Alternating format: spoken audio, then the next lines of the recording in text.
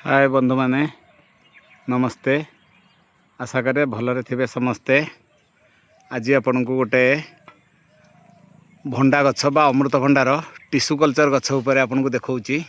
एटा tissue culture करा हेइथिला। एटा गत वर्ष करा जायथिला। एटा फास्ट फल आस्थिला एई जगह रे। एइठू गोटे फुट पर्यंत फल आसिला। तापरे किछिटा परे बंद हो जाइथिला। पुणी तापर नेक्स्ट जो वर्षा आसला ए पुनर्बार देखु फल केमती धरी आहरी अधिक मात्रा होता से किसी खिया हो गला। जदि आपण मैंने निज निजर बगीचार एमती 3-4टी गछ आपण लगेले प्योरली ऑर्गेनिक रे कौन सार फार दबार ना खाली गोबर खत टिके दे सुखिला खत देकर आप लगेले ताले 3-4टी गछ रहिले गोटे लोकर अति कम रे 2-3 वर्ष पाई तार भंडार परिवा खर्चटा रही जीवो। जय जगन्नाथ।